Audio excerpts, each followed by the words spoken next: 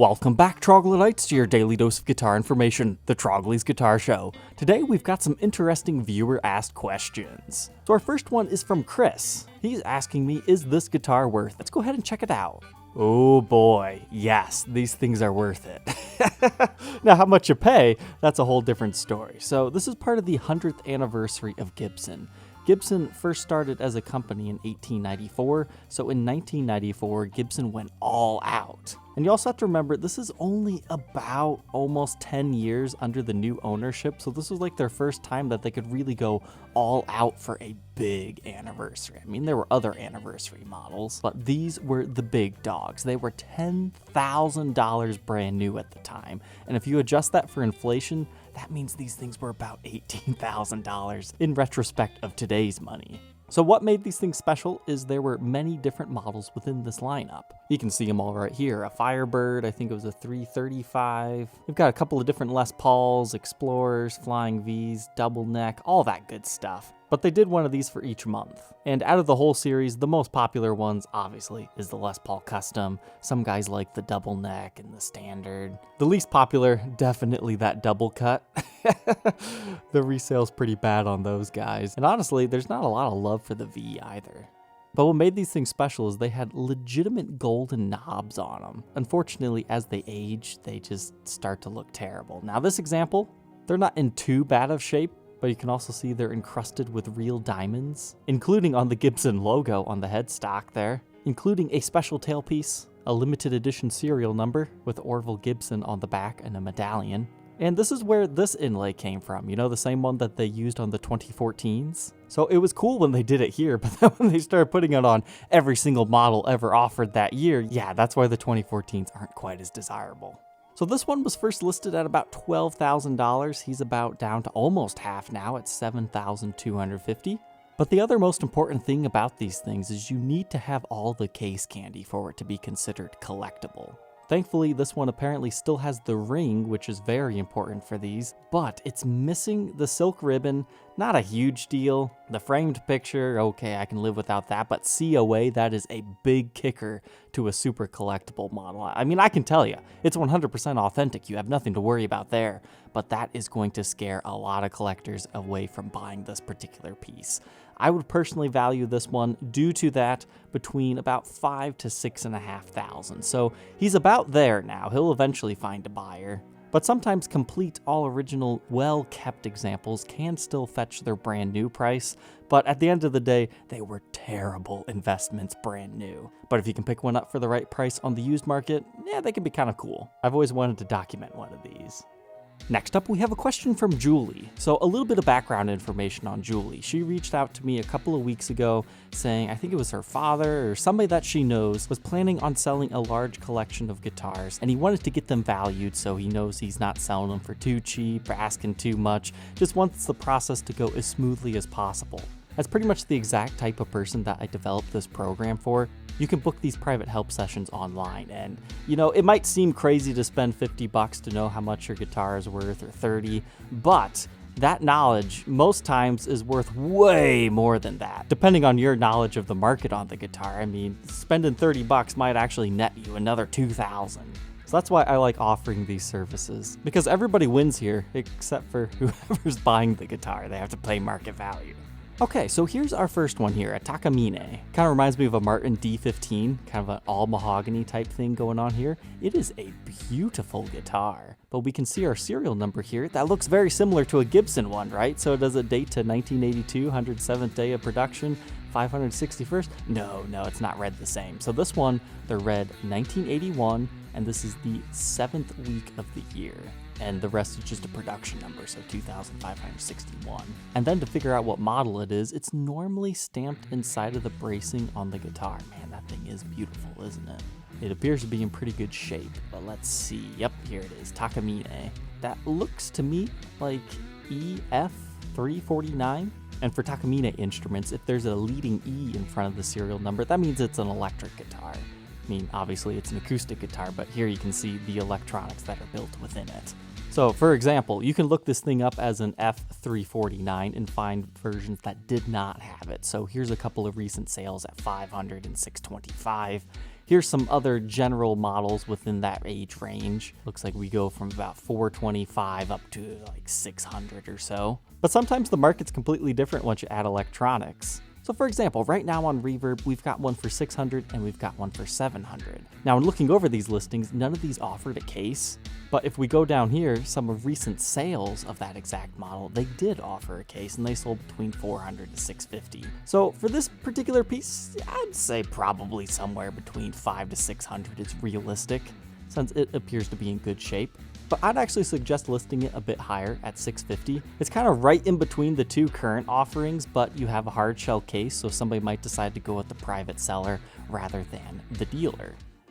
And the second guitar out of this collection for Julie is this one. It is a Martin D28, the second most expensive guitar out of the collection that I saw at first. So we've got kind of a cool blue case, kind of reminds me of the old chainsaw style instrument cases from Gibson, but this one is a Martin and it is a USA made one, so we're not quite to the Shenandoah series yet. You can check out this review and demo if you're interested in learning more. And it looks like we've got a photo of him playing it here. That's always great for sale ads. People like buying from original owners or somebody who's owned the guitar for a long time because they know the whole history of the instrument. Well, at least most of the time. But here's where things get interesting. So we still have the original owner's card, so despite not actually being able to see the serial number in the provided photos, I'll be able to help her here. So this is dated 12/12 of 1979, so naturally you'd think, okay, this is produced in 1979 and purchased in late December, right in time for Christmas, right?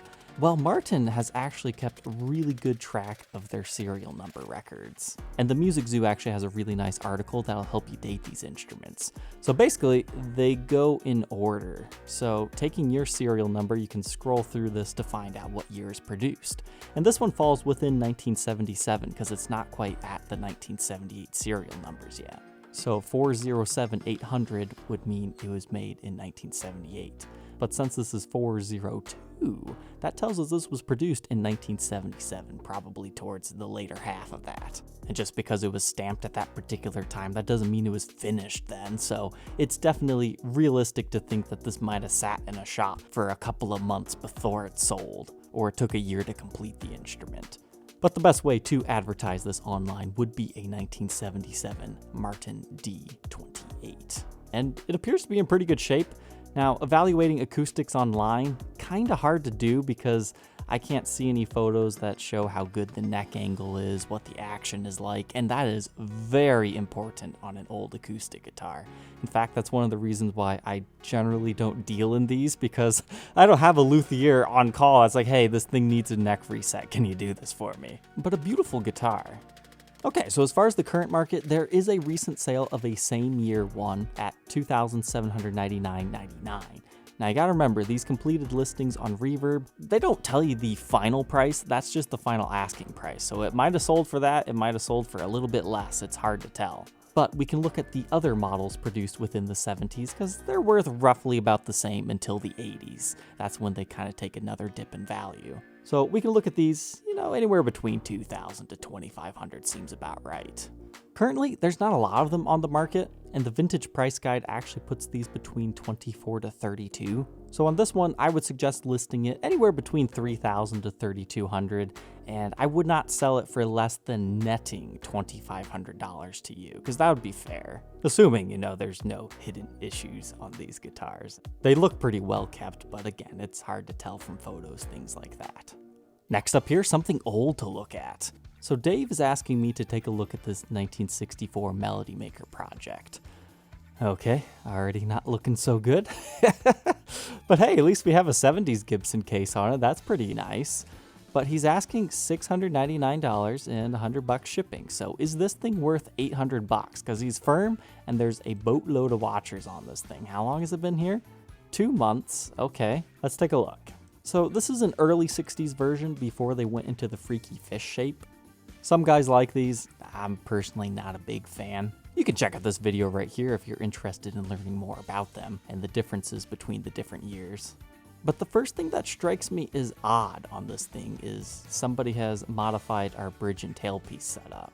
Because normally this thing would look like this. You'd have 2 single coil pickups and a wrap tail piece. Sometimes you would have the vibrolas, so you would have had this. If somebody takes it off, you have 3 large screw holes in your guitar. But all these routes are also connected. So when looking at this, you can definitely tell there's been a lot of modifications done. This seems suspiciously lowly placed, so I'm betting if you were to take that off, you would see 3 holes underneath that.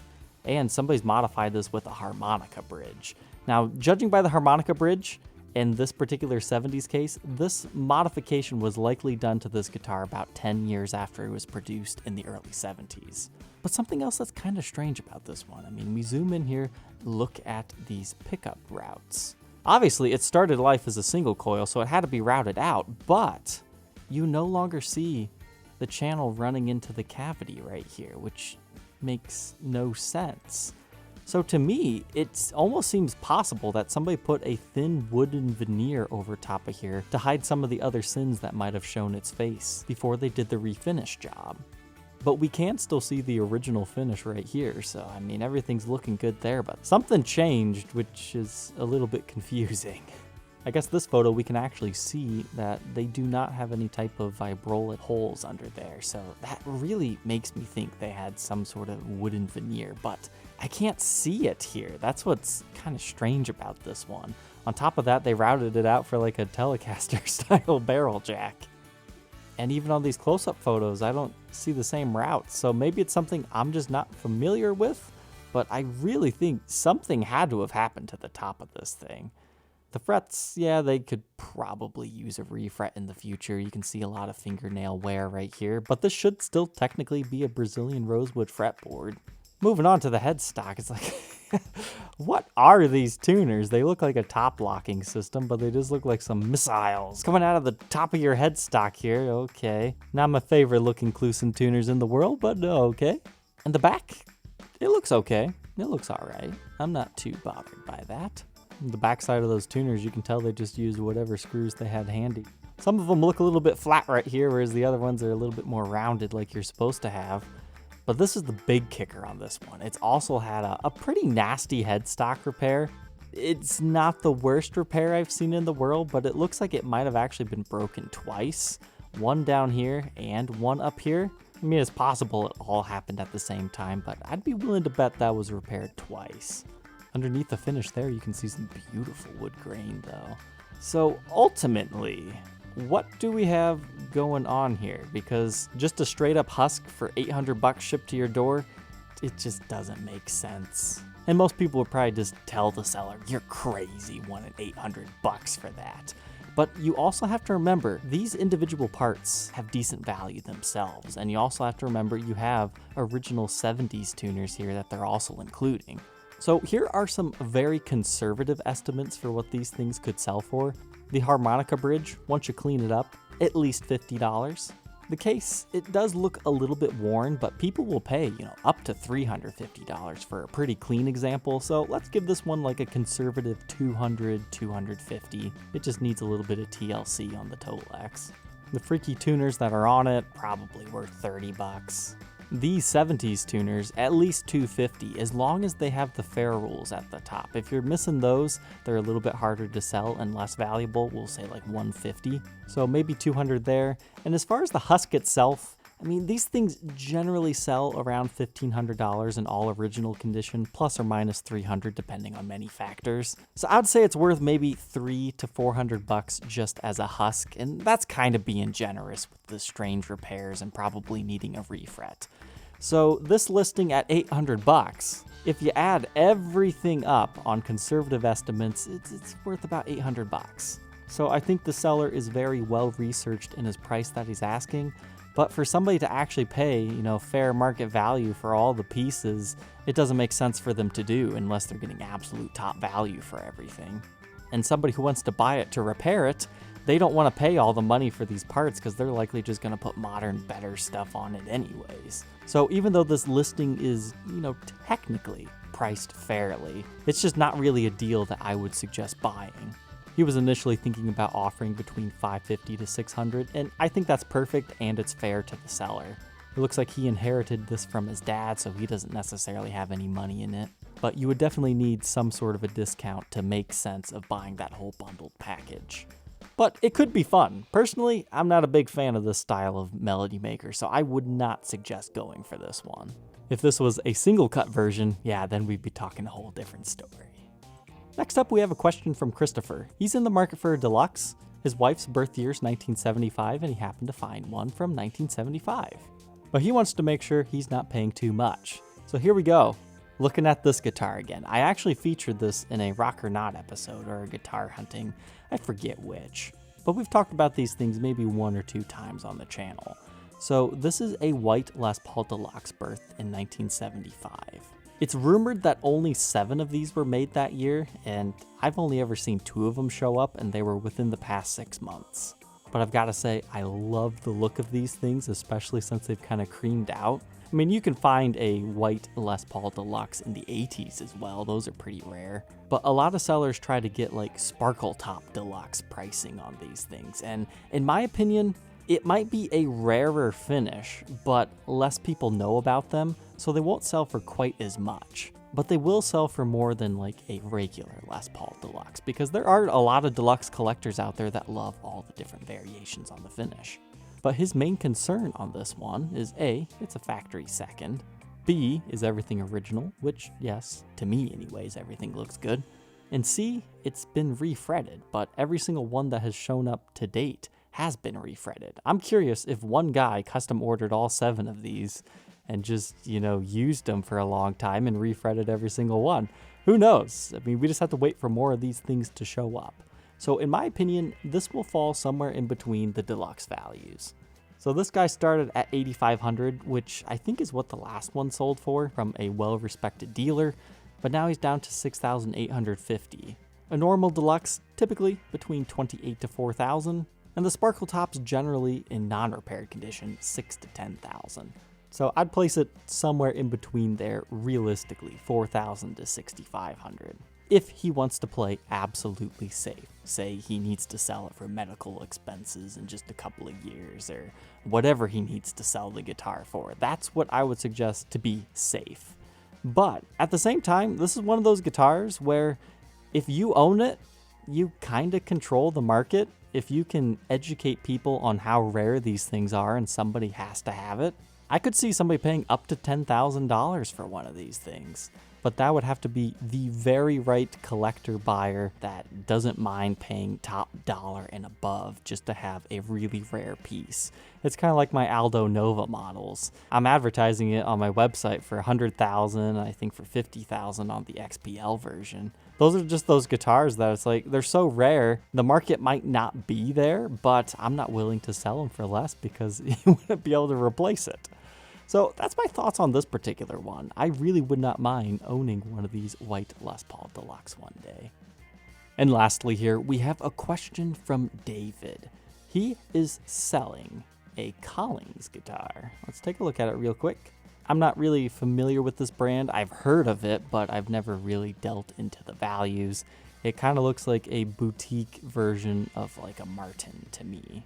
Acoustics really aren't my forte in general either, but this is pretty beautiful looking, I would say. It's got nice wood grain, and it appears to have a pretty nice case too. I'm not a big fan of that headstock design. It's a little bit blocky for my tastes, but he has been advertising this for 7 months, so that's a relatively long time for a guitar. Generally, anything over 6 months means you have it priced a little bit high, but he purchased this brand new. It's a 2017 model, and he's asking $5,000 for it.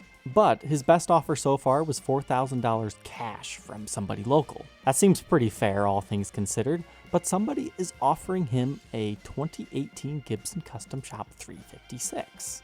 These are kind of interesting guitars. I believe they started as a limited edition in 2017, and then they did a few after that in different varying hues. For example, the first year you only had a vintage sunburst with a figure top, a faded cherry, and then a straight up ebony. This one's closest to the vintage sunburst. What makes this particular guitar incredibly interesting is it's not created the usual way, the maple poplar maple sandwiches that they press and form.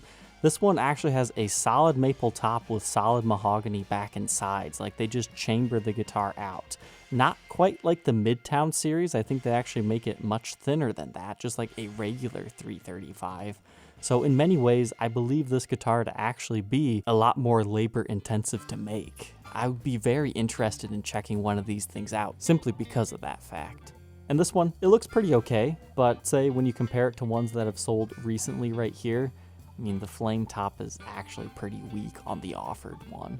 I mean, heck, look at this one. That is gorgeous. Natural, quilty, really comes to life at certain angles. The back is quite nice as well. I mean, this is the one I would buy personally, and it's listed at $4,450. And there's also a few red ones still available brand new for about the same price, $4,500 to $5,000 depending on the dealer. But as far as sold listings, I see one that sold at about $43, and I see one that sold at about $41. And remember, they had nicer tops. So this one, I would likely put it within the $35,000 to $4,000 range. So knowing that he has a $4,000 cash offer on that other guitar, assuming it's still valid, there's no shipping on that, there's no fees, I would just stick with his Collings personally and take that if that's acceptable based on what he originally paid. Because trading for this Gibson, it just wouldn't make financial sense in my opinion, because he would never, ever be able to net more than $4,000 out of that guitar after fees and shipping and everything. Now, if the seller wants to add, $600 to $800 on top of it to make it worthwhile and cover his shipping costs, I think at that point it would work, but it just doesn't make sense to trade it straight up, despite the values being more or less fair.